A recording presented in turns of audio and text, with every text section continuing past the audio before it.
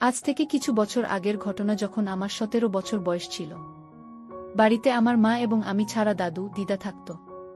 বাবা কাজের জন্য বাইরে থাকত, 15 দিন পর একবার বাড়িতে আসত। মায়ের বয়স ছিল 37 বছর, নাম কামিনী। অনেক কম বয়সে মা আমাকে জন্ম দিয়েছিল। আমি ছোট থেকে ওসব ব্যাপারে সবকিছু জানতাম। ছোটবেলায় লুকিয়ে লুকিয়ে অনেকবার বাবা মায়ের দেখেছি। কাজের সময় বাবা মাকে সম্পূর্ণ দিত, ফলে মায়ের সুখের প্রতিটি কোণা আমি দেখে নিয়েছি। আমার মা দেখতে ছিল নায়িকা দীপিকার মতো সুন্দর। আমার মায়ের প্রতিটা সৌন্দর্য দেখে যে কোনো মানুষের ইচ্ছে হবে। গ্রামের মেয়েদের বেশিরভাগই ভেতর কালো হয়, কিন্তু মায়ের ছিল একবারে সাদা গোলাপি এবং পুরো পরিষ্কার। এখন তো আর বাড়ি এসে বাবা মাকে দেই না, বাড়ি এসে একদিনের জন্য থেকে পরের দিনই চলে যাই। ফলে মায়ের ইচ্ছা দিন দিন বাড়তে থাকে, আর এদিকে মাকে সেবা করার জন্য আমার মন অস্থির হয়ে উঠতে থাকে। বাড়িতে মা বেশিরভাগ শাড়ি পরেই থাকত। আমার এমন গল্প পড়তে খুব ভালো লাগে। অনেকবার গল্প পড়ে মাকে স্বপ্নে দেখেছি। মায়ের কথা ভেবে দিন কাটতে থাকে। হঠাৎ একদিন মায়ের পেটের যন্ত্রণা শুরু হলো এবং মাকে ডাক্তারের কাছে নিয়ে যেতে ধরা পড়ল যে মায়ের ঠিক ওইখানে একটা সিস্ট হয়েছে, অপারেশন করাতে হবে। এটা শুনে আমার খুব দুঃখ হয়েছিল। ভেবে নিয়েছিলাম যে মাকে সেবা করার আশা আমার আর পূরণ হবে না। বাবা ভালো গাইনোকোলজিস্টের সাথে আলোচনা করে মাকে অপারেশনের জন্য ভর্তি করল। অপারেশন করতে যেতে মায়ের ওখানে কিছু অংশ কেটে বাদ দিতে হলো, যার ফলে মা আর কোনোদিনও সন্তানের জন্ম দিতে পারবে না। এটা শুনে বাবা একটু দুঃখ পেলেও এটাই সত্যটাকে মেনে নিতে হলো। মা কিছুটা সুস্থ হয়ে যেতেই মাকে বাড়িতে নিয়ে চলে আসা হলো। বাড়িতে এসে মা অল টাইম রেস্টেই থাকত এবং মায়ের সুস্থ হতে হতে প্রায় একটা বছর কেটে গেল। এদিকে আমার মন থেকে মাকে সেবা করার ইচ্ছা সম্পূর্ণ চলে গেছে। আর মাকে নিয়ে কিছু ভাবিই না। আমার বয়স 18 হয়ে গেছে, কলেজে উঠেছি, অনেক গার্লফ্রেন্ড জুটেছে, তাদের অনেকের সাথে অনেক কিছুই করেছি। এখন 2025 সাল, মা এখন পুরো সুস্থ হয়ে গেছে। মা গ্রাউন্ড ফ্লোরে রুমে থাকে আর আমি ফার্স্ট ফ্লোরে একটা রুমে থাকি। অপারেশনের পর থেকে মা বাড়িতে নাইটি পরে থাকত সবসময়। এখন মায়ের সাথে বাড়িতে খুব নরমাল ভাবে থাকি, নরমাল ভাবে কথা বলি এবং মায়ের দিকে কোনো খারাপ নজরে তাকাই না। এইভাবে কিছু সপ্তাহ কাটতে থাকে। হঠাৎ একদিন রাত 12টায় পেচ্ছাপ করার জন্য নিচে আসি। আমাদের বাড়িতে একটাই বাথরুম ছিল, যেটা গ্রাউন্ড ফ্লোরে ছিল। নিচে এসে দেখি মায়ের রুমে এখনো লাইট জ্বলছে। আমি হয়তো ভাবলাম মায়ের কিছু শরীর খারাপ করেছে, তাই এখনো জেগে আছে। তাই দরজায় টোকা দিলাম, কিন্তু মায়ের কোনো সাড়া পেলাম না। তারপর আমি জানলার কাছে আসলাম। জানালায় একটা ছোট ফাঁক আছে। জানলার ফাঁকে চোখ রাখতে আমার গা কাটা দিয়ে উঠল। আমার মা বিছানার উপর সম্পূর্ণ হয়ে বসে আছে, কানে হেডফোন, মোবাইলে কি দেখছে। এক হাত দিয়ে মালিশ করছে আর এক হাত দিয়ে একটা শেষা ভেতরে খাচ্ছে। গ্রীষ্মকাল হওয়ায় রুমেতে ফ্যান চলছিল এবং কানে হেডফোন থাকায় আমি বাইরে থেকে ডাকতেও মা শুনতে পাইনি। অপারেশনের পর মায়ের কেমন যেন এক সাইড ছোট হয়ে গেছে। অপারেশনের কাটা দাগ দেখা যাচ্ছে আর তার পাশে কেমন যেন জঙ্গলের মতো মনে হচ্ছে। হয়তো বাবা এখন আর মায়ের সেবা করে না, তাই যত্ন নেওয়া হয়নি। মাকে এই অবস্থায় দেখে আমার ইচ্ছা অনেক দিন পর আবার জেগে উঠল। তারপর আমি সোজা টয়লেটে চলে গেলাম। টয়লেটে গিয়ে মায়ের কথা ভেবে মনের ইচ্ছাগুলো পূরণ করলাম। অনেকদিন পর মাকে ভেবে হাত শান্তি পেলাম। শরীরটা খুব ক্লান্ত লাগছিল, তাই আমার রুমে গিয়ে শুয়ে পড়লাম। শুয়ে পড়তেই কখন যে ঘুমিয়ে গেছি বুঝতে পারলাম না। পরের দিন সকালে ঘুম থেকে উঠলাম। ঘুম থেকে উঠে গত রাতের ঘটনার কথা মনে পড়তে গা কাটা দিয়ে উঠল। বারবার মায়ের সম্পূর্ণ অবস্থা চোখের সামনে ভেসে উঠতে লাগল। কিন্তু আমি নিজেকে কন্ট্রোল করে বিছানা থেকে উঠে পড়লাম। বাথরুমে গিয়ে মুখ হাত ধুয়ে ফ্রেশ হয়ে ব্রেকফাস্ট করে নিলাম। তারপর মায়ের দিকে চোখ গেল, দেখলাম মা রুম থেকে বেরোলো। মা আমাকে বলল, মা, কিরে বাবু, ব্রেকফাস্ট হয়ে গেছে? হ্যাঁ মা, হয়ে গেছে, তুমিও তাড়াতাড়ি মুখ হাত ধুয়ে খেয়ে নাও। আচ্ছা ঠিক আছে। মা পরনে একটা নাইটি পরেছিল, কিন্তু আমার চোখ যেন অন্য কিছু দেখতে পাচ্ছিল। তারপর আমি কাউকে কিছু না বলে আমার রুমে চলে গেলাম। দিদা রান্না করে খাওয়ার রেডি করে দিতে, খেয়ে দিয়ে আমি কলেজের জন্য বেরিয়ে গেলাম। আমি কলেজে গিয়েছি, কিন্তু মাথার মধ্যে শুধু ঘুরপাক খাচ্ছে কিভাবে মাকে সেবা করা যায়। কলেজে ব্রেক টাইমে ইন্টারনেট খুলে অনেক মা ও ছেলের গল্প এবং আইডিয়া পড়তে লাগলাম। হঠাৎ আমার মাথায় একটা বুদ্ধি এলো। মা তো এখন উপসী, বাবা মায়ের মধ্যে এখন কিছু হয় না, তাই মা সেবা নেওয়ার জন্য অস্থির হয়ে ওঠে। তাই তো সেদিন কষ্ট করে একা একা শেষা খাচ্ছিল। এখন আমার কাজ হলো ছেলে মায়ের সেবা করতে পারে সেটা মাকে যা হোক করে জানাতে হবে। তাই আমি একটা প্ল্যান করলাম। প্ল্যানটা হলো মায়ের ফোনটা নিয়ে ইউটিউবে মা ও ছেলের গল্প লিখে সার্চ করে ভিডিও দেখব এবং পরে যখন মা ইউটিউব খুলবে ওই ভিডিওগুলো দেখতে পাবে। এসব আরও অনেক কথা চিন্তা করতে করতে কথা দিয়ে কলেজ শেষ হয়ে গেল। কলেজ থেকে বাড়ি ফিরে দেখি মা বারান্দায় চেয়ারে বসে বসে ফল খাচ্ছে। আমি রুমে গিয়ে ড্রেস চেঞ্জ করে ফ্রেশ হয়ে নিচে এলাম এবং দিদা খেতে দিল। খেতে খেতে মায়ের সাথে গল্প করছিলাম আর বারবার আমার চোখগুলো যাচ্ছিল মায়ের ওই দিকে। মা নাইটি পরেছিল। খাওয়া শেষ করে আমি ওখান থেকে চলে আসলাম এবং মায়ের রুমে লুকিয়ে লুকিয়ে ঢুকে মায়ের ফোনটা নিয়ে প্ল্যান মতো ইউটিউবে সার্চ করলাম। তারপর ফোনটা যেখানে ছিল সেখানে রেখে দিয়ে আমার রুমে চলে এলাম। ধীরে ধীরে আমার মধ্যে আনন্দ বাড়তে থাকল। কখন মা ওইগুলো দেখবে এবং কখন ফলাফল পাব সেই আশায় বসেছিলাম। দেখতে দেখতে সন্ধ্যা হয়ে রাত হয়ে গেল। আমি ঘুমিয়ে পড়লাম। ওই দিন আর রাতের বেলা উঠিনি। একবারে পরের দিন সকালবেলা ঘুম ভাঙল। ঘুম থেকে উঠতে একটু দেরি হয়ে গিয়েছে। ফ্রেশ হয়ে নিচে এসে দেখলাম মা আমার আগেই উঠে রেডি হয়ে পড়েছে। মাকে দেখে একবারে নরমাল মনে হচ্ছিল। আমার মনটা একটু উদাস হয়ে পড়েছিল। মনে মনে ভাবলাম আমার প্ল্যান কাজ করল না। মা আমাকে দেখতে পেয়ে বলল, কিরে আজকে উঠতে এত দেরি হলো? এমনি দেরি হয়ে গেল মা। মা একটু ভুরু কুঁচকে আমাকে বলল, গতরাতে মাঝ রাতে বাইরে উঠেও পরের দিন সকালে তাড়াতাড়ি উঠে পড়লি, আর আজকে রাতে সারারাত ঘুমিয়েও ঘুম থেকে উঠতে দেরি হয়ে গেল। তারপর মা আমার দিকে তাকিয়ে মুচকি হাসল। মায়ের এই কথা শুনে আমি তো পুরো অবাক হয়ে গেলাম। মা কি করে জানো যে আমি আগের দিন মাঝরাতে উঠেছিলাম? তাহলে কি মা আমাকে জানালা দিয়ে দেখার সময় দেখে ফেলেছে? না, তা কি করে হয়? মা তো তখন নিজের কাজে ব্যস্ত ছিল। তাহলে মা কি বোঝাতে চাচ্ছে? এসব আরও কথা মাথার মধ্যে ভাবতে থাকলাম। তারপর মা বলে উঠল, কিরে বাবু, কি এত ভাবছিস? না মা, তেমন কিছু না। আচ্ছা ঠিক আছে, খেতে বস। তোর দিদা আর দাদু আজকে একটু বাইরে গেছে, ফিরতে দেরি হবে। আর আমি আজকে তোর জন্য সুজির হালুয়া বানিয়েছি, খেয়ে দেখ কেমন লাগে। আমি কিছু না বলে চুপচাপ চেয়ারে বসে খাওয়ার জন্য প্রস্তুত হলাম। মা আমাকে থালায় কিছুটা সুজির হালুয়া দিল এবং নিজেও কিছুটা নিয়ে আমার পাশে খেতে বসল। আজকের মাকে কিছুটা অন্যরকম লাগছিল। কিন্তু হঠাৎ খেতে খেতে আমার চোখ চলে গেল মায়ের ওই দিকে। মা আজকেও নাইটি পরেছিল। তবে আজকে মাকে অন্যরকম সুন্দর লাগছিল আর স্পষ্টভাবে বোঝা যাচ্ছিল। আমার ছোট বাবাজি ধীরে ধীরে বড় হতে লাগল। কিন্তু আমি নিজেকে সামলে নিলাম, কারণ পাশেই মা বসে আছে। আমি চুপচাপ অনেক খেতে শুরু করলাম। হঠাৎ মা বলে উঠল, বাবু, তোকে একটা আজকে কাজ করে দিতে হবে আমার। কি কাজ মা? আমার অপারেশনের পর যে কাটা দাগ রয়েছে ওটা ভালো হওয়ার জন্য ওখানে প্রত্যেক দিন একটা মলম লাগাতে হয়। তোর দিদা প্রত্যেক দিন লাগিয়ে দেয়া। আজকে তো তোর দিদা বাড়িতে নেই, তাই তোকে আজকে লাগিয়ে দিতে হবে। এই কথাটা শোনার পর আমি নিজের কানকে বিশ্বাস করতে পারছিলাম না। তারপর আমি কিছুটা অবাক হয়ে বললাম, আচ্ছা ঠিক আছে মা, আমি লাগিয়ে দেব। কখন লাগাতে হবে বলো? দুপুরের স্নান করে খেয়ে দে তোর রুমে চলে যাবি। আমার খাওয়া দাওয়া হয়ে স্নান হয়ে গেলে তোকে আমি ফোন করে ডেকে নেব। আচ্ছা ঠিক আছে মা। তারপর আমি ওখান থেকে সোজা আমার রুমে চলে এলাম। মনে মনে ভাবতে লাগলাম, জীবনে প্রথম একটা নতুন অনুভূতি হবে। আমি অস্থির হয়ে উঠছিলাম, কখন একবার দুপুর হবে, কখন একবার মায়ের কাছে যাব। দেখতে দেখতে দুপুর হয়ে গেল। স্নান করে খেয়ে দিয়ে আমি রুমে চলে এসে মায়ের ফোনের অপেক্ষা করতে থাকলাম। হঠাৎ ফোনে রিং বেজে উঠল। দেখলাম মা ফোন করেছে। ফোনটা ধরলাম। মা রুমে আসতে বলল। আমি ফোনটা রেখে রুমের কাছে চলে এলাম। রুমের সামনে এসে দেখি দরজা খোলা রয়েছে। আমি রুমের ভেতরে ঢুকলাম। রুমের ভেতরে ঢুকে দেখি মা একটা নাইটি পরে বিছানায় শুয়ে আছে। মা আমাকে দেখে বলল, বাবা, রুমের দরজাটা লাগিয়ে দে। আমি দরজাটা লাগিয়ে দিলাম। তারপর মা আমাকে বিছানায় উঠে আসতে বলল। আমি বিছানায় উঠে মায়ের পাশে গিয়ে বসলাম। কি ঘটতে চলেছে আমি কিছুই বুঝতে পারছিলাম না। আমি চুপচাপ বসে রইলাম। মা আমাকে বলল, টেবিলে মলমটা রাখা আছে, নিয়ে আসতে। আমি নিয়ে এসে মাকে দিলাম। তারপর মা সম্পূর্ণ হলো। এটার জন্য আমি একদম প্রস্তুত ছিলাম না। আমি হাঁ করে মায়ের দিকে চেয়ে বসেছিলাম। মা আমাকে হাত ধরে নাড়া দিয়ে বলে উঠল, ওরকম করে হাঁ করে কি দেখছিস? এই নে ধর, মলম নিয়ে মালিশ করে দে এই জায়গাটাই। আমি মায়ের হাত থেকে মলমটা নিয়ে কিছুটা মলম বার করে হাতে নিয়ে উপর দিলাম। তারপর আস্তে আস্তে ক্ষতস্থানে মালিশ করতে লাগলাম। আর এদিকে আমার ছোট বাবাজি বড় হয়ে গেছে। আমি নিজেকে সামলে নিয়ে চুপচাপ বসে মালিশ করতে লাগলাম।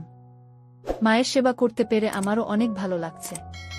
তারপর মা আমাকে ব্যাগ থেকে একটা ক্রিম ও মালিশ তেল আনতে বলল। আমি মায়ের কথামতো এনে মাকে দিলাম। তারপর মা আমাকে ক্রিমটা আমার হাতে দিয়ে বলল, বাবু জানিস অপারেশনের পর আমার ওই একটু দুর্বল হয়ে পড়েছে, তাই ক্রিমটা ডাক্তার দিয়েছে মালিশ করার জন্য। এই ক্রিমটা নিয়ে আমার এখানে মালিশ করে দে। আমি নিজের চোখ আর কানকে বিশ্বাস করতে পারছিলাম না।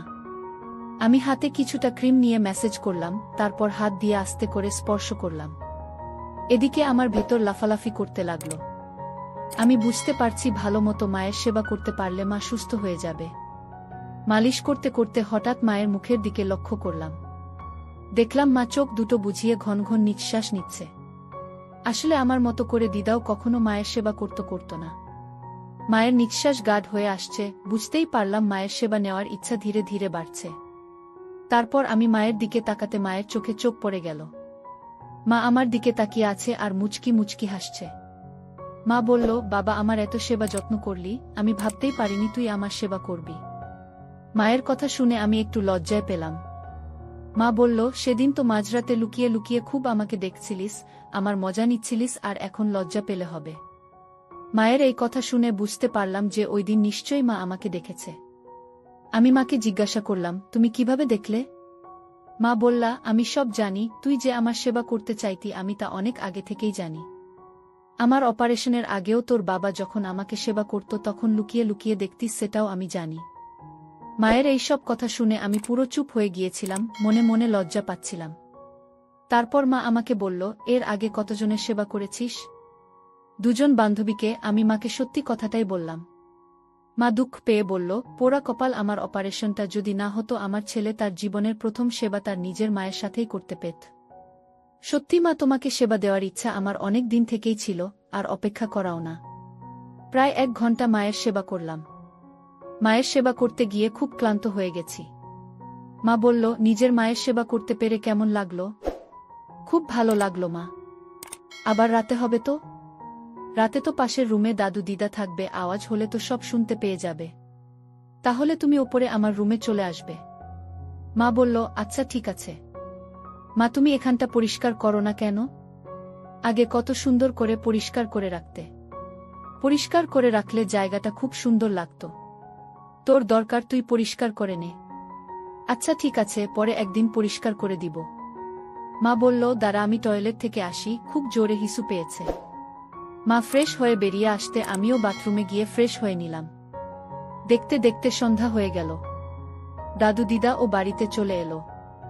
ওই দিন রাতেও আমি মায়ের খুব সেবা করেছিলাম। এরপর থেকে প্রত্যেক দিন রাতে আমার রুমেতে মায়ের সেবা করি।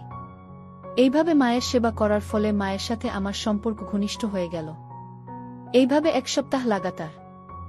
এরপর কিভাবে ওখানের ময়লা পরিষ্কার করা যায় পরিকল্পনা করলাম। পরের দিনটা ছিল ছুটির দিন, রবিবার। সকাল বেলা ঘুম থেকে উঠে ফ্রেশ হয়ে নিচে এসে দেখি মা আগে থেকেই আমার জন্য ব্রেকফাস্ট নিয়ে অপেক্ষা করছে। আমাকে দেখতে পেয়ে মা আমাকে গুড মর্নিং বলল। আমিও গুড মর্নিং বললাম। তারপর খেতে বসলাম।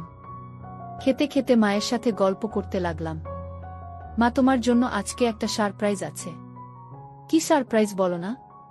সারপ্রাইজ যদি আগে থেকে বলে দিই সেটা আর সারপ্রাইজ থাকবে কি করে? আচ্ছা শোনো, আমি খেয়ে দিয়ে বাজারের দিকে বেরোবো।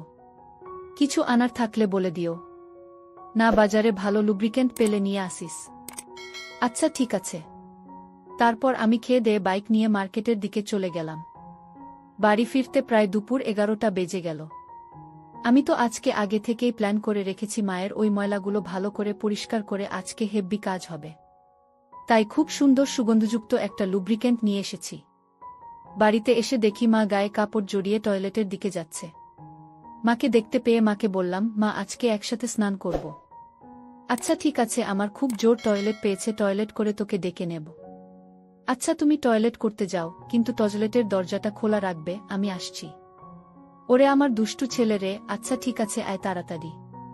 তারপর আমি বাবার সেভিং কিটটা আর সেভিং ক্রিমটা নিয়ে টয়লেটের দিকে গেলাম।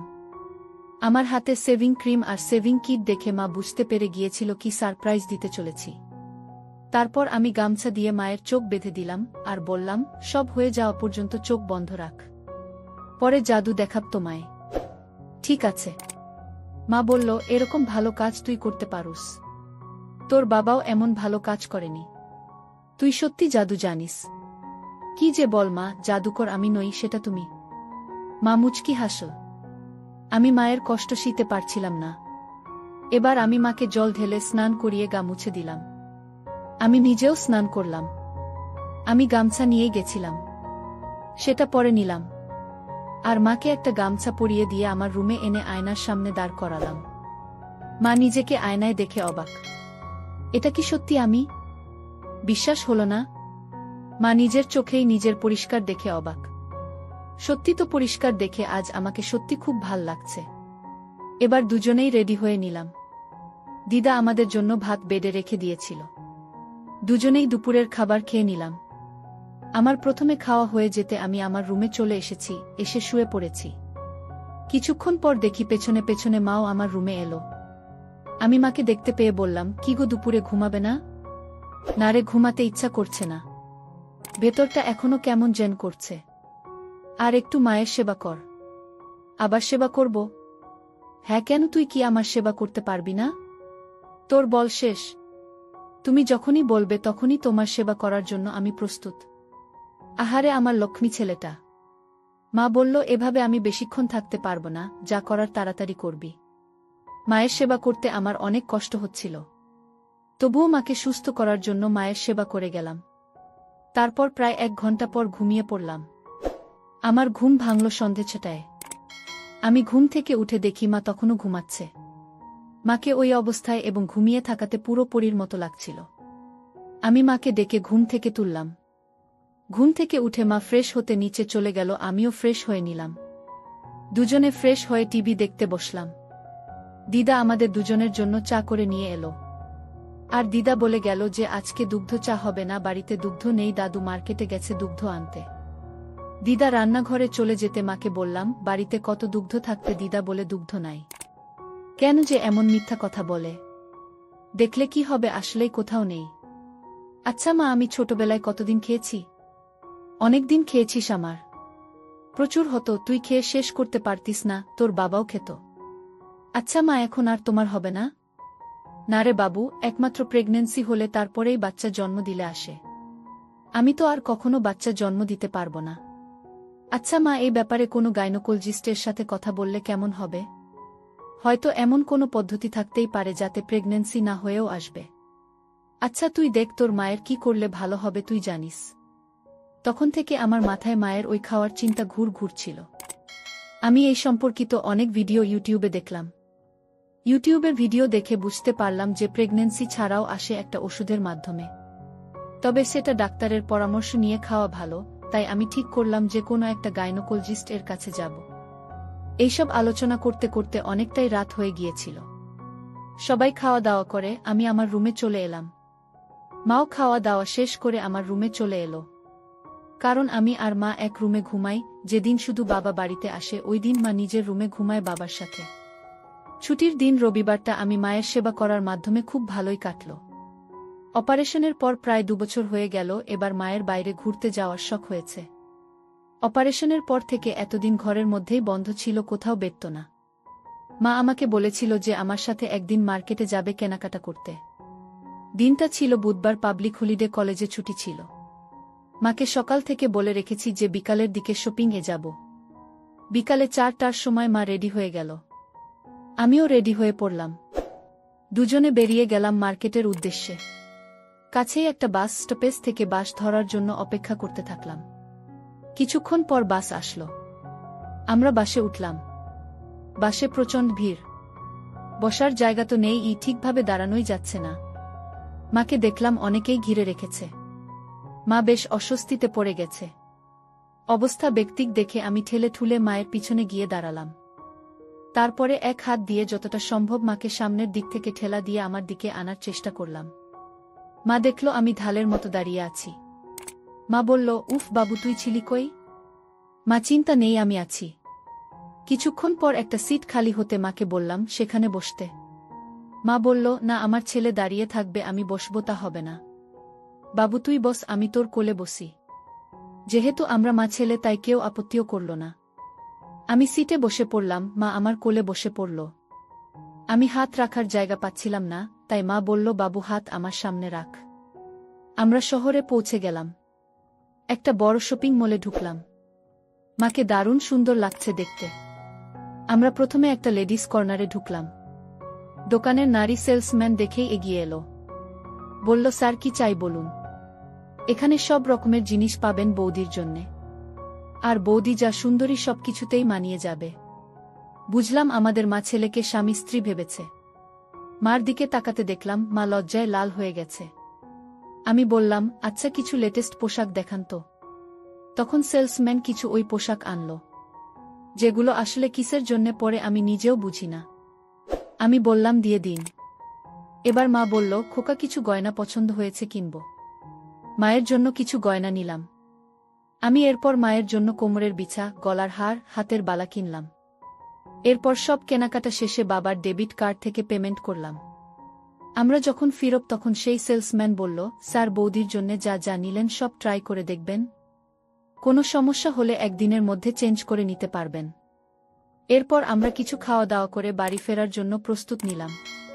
তখন প্রায় রাত 9টা বেজে গেছে। আমাদের বাড়িটা ছিল গ্রাম এলাকায়, তাই শহর থেকে গ্রামে যাওয়ার প্রায় সব বাস চলাচল বন্ধ হয়ে গিয়েছিল।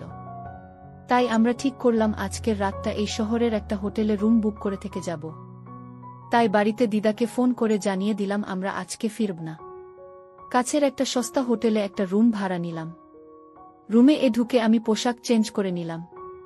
আমি দুজনের জন্য রাতের খাবার অর্ডার করে দিলাম। সারাদিন ঘুরে টুরে মা খুব টায়ার্ড ছিল, তাই আজকে বলে দিল আজকে আর কিছু হবে না। তাই রাতের খাবার খেয়ে দুজনে শুয়ে পড়লাম। মা, তোমাকে সেদিন বলেছিলাম যে তোমার কিছু পেলে আমি খাব। তার একটা উপায় আমি খুঁজে পেয়েছি। মা বলল, কি উপায় বল। এই শহরে একটা লেডি গাইনোকোলজিস্ট আছে, আমি উনার সাথে কথা বলেছি এই ব্যাপারে। উনি বলেছেন একটা ইনজেকশন দিতে হবে আর কিছু ওষুধ আছে যাতে ওইগুলো তৈরি হবে। আচ্ছা বাবু, তোর যেটা ইচ্ছা সেটাই হবে।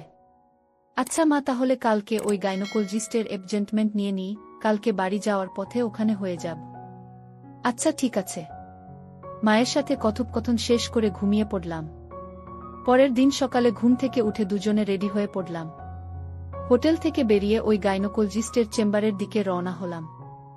বেলা 11টা নাগাদ চেম্বারে এসে পৌঁছলাম।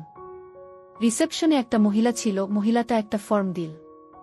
ফর্মটা আমি ফিল আপ করে দিলাম এবং ফর্মে স্বামীর জায়গায় আমি সই করে দিলাম। ফর্মটা সেই মহিলা রিসিপশনিস্টকে দিয়ে বাইরে ওয়েট করছিলাম। কিছুক্ষণ পর মায়ের নাম ডাকল, মা ভেতরে গেল এবং সাথে আমি ভেতরে যাব। সেই সময় গাইনোকোলজিস্ট মাকে জিজ্ঞাসা করল, সাথে এটা কি আপনার হাজব্যান্ড? মা কিছুটা লজ্জা পেয়ে মুচিয়ে হেসে মাথা নেড়ে হ্যাঁ বলল। গাইনোকোলজিস্ট আমাকে ভেতরে আসার জন্য অনুমতি দিল। গাইনোকোলজিস্ট মাকে বেডেতে শুয়ে পড়ার জন্য বলল এবং আমাকে পাশে একটা চেয়ারে বসতে বলল। গাইনোকোলজিস্ট আমার হাতে একটা লোশন দিল এবং মায়ের ওখানে মালিশ করতে বলল, যাতে খুব সহজে বোঝা যায় এবং ইনজেকশন দিতে সুবিধা হয়। কিছুক্ষণ পর গাইনোকোলজিস্ট ডক্টর একটা ইনজেকশন আনল আর মায়ের ওখানে গেঁথে দিল। মা তো ভয়ে চোখ বন্ধ করেছিল। তারপর কিছুক্ষণ রেস্ট নিয়ে মাকে উঠে নিতে বলল। তারপর গাইনোকোলজিস্ট আমাকে ডেকে বলল, চিন্তার কোনো কারণ নেই, 24 ঘন্টার মধ্যে কাজ হয়ে যাবে। একটা ওষুধ লিখে দিচ্ছি, যখনই প্রয়োজন হবে তার আগে ওষুধটা খাইয়ে দেবেন। তারপর ওখান থেকে মাকে সাথে নিয়ে বাড়ি যাওয়ার উদ্দেশ্যে বেরিয়ে পড়লাম। বাড়ি ফিরতে প্রায় দুপুর হয়ে গিয়েছিল। দিদা আমাদের জন্য খাবার বানিয়ে রেখেছিল। বাড়িতে ফিরে স্নান টান করে মা আর আমি খেতে বসলাম। দিদা দাদু আমাদের দিকে খেতে দিয়ে স্নান করতে গেছে। বাড়িতে এখন আমি আর মা টেবিলে বসে খাচ্ছি। আমি মায়ের চেয়ার ঘেঁষে বসি। খাওয়া শেষ করে আমি আমার রুমে চলে এলাম। কিছুক্ষণ পর মাও আমার রুমে চলে এলো। আচ্ছা, আমি কি তোমার নাম ধরে তোমাকে ডাকতে পারি? হ্যাঁ বাবু, তুই আমার নাম ধরে ডাক, আমি তোকে স্বামী মনে করে উত্তর দেব। প্রায় 1 ঘন্টা মায়ের অনেক সেবা যত্ন করলাম। মায়ের সেবা করে ক্লান্ত হয়ে কখন যে ঘুমিয়ে পড়েছি টের পাইনি। মায়ের ডাকে ঘুম ভাঙল। ঘুম ভাঙতে ঘড়িতে দেখি সন্ধে 6টা বেজে গেছে। দেখি মা আমার সামনে দাঁড়িয়ে আছে আর আমি এদিকে সম্পূর্ণ হয়ে আছি। আমি বিছানা থেকে উঠে বাথরুমে গিয়ে ফ্রেশ হয়ে আসলাম। আমি আমার রুমে এলাম, দেখি মা বিছানায় বসে আছি। মা আমাকে দেখতে পেয়ে বলল, স্বামী আমাকে কেমন লাগছে? তার মুখে স্বামী ডাকটা শুনে খুব লজ্জা পেলাম, আমি কিছু বললাম না, চুপ করে থাকলাম। কামিনী উঠে এসে আমাকে ধরে বলল, দুপুরে তো মায়ের খুব সেবা করলে, আর এখন মায়ের কাছে লজ্জা পেলে হয়? কি যে বলো না মা। আমি তো ঠিকই বলছি বাবা, আর কিছু সময় ওয়েট করো। আরও কিছু খেতে পারবে। আজকের রাত্রে আর সেবা করা লাগবে না। কালকে আশা করি সামনে এসে যাবে, তারপর আমি তোমাকে খাওয়াবো আর তুমি আমার সেবা করবে। আচ্ছা ঠিক আছে। তারপর মা নিচে রান্নাঘরে চলে গেল, আর আমি আমার রুমে বসে ফোন ঘাঁটছিলাম। রাতে খাওয়ার তৈরি হয়ে যেতে খাবার খেয়ে আমার রুমে এসে শুয়ে পড়লাম। শুয়ে শুয়ে ভাবছি কালকে মায়ের পুরোপুরি সুস্থ হবে। কালকে খেতে পারবো, খুব আনন্দ হচ্ছিল মনে মনে। এইসব কথা মাথায় চিন্তা করতে করতে কখন যে ঘুমিয়ে পড়েছি টের পাইনি। মাও তার রুমে গিয়ে ঘুমিয়ে পড়ছিল। ওই রাতে আর কিছু হয়নি।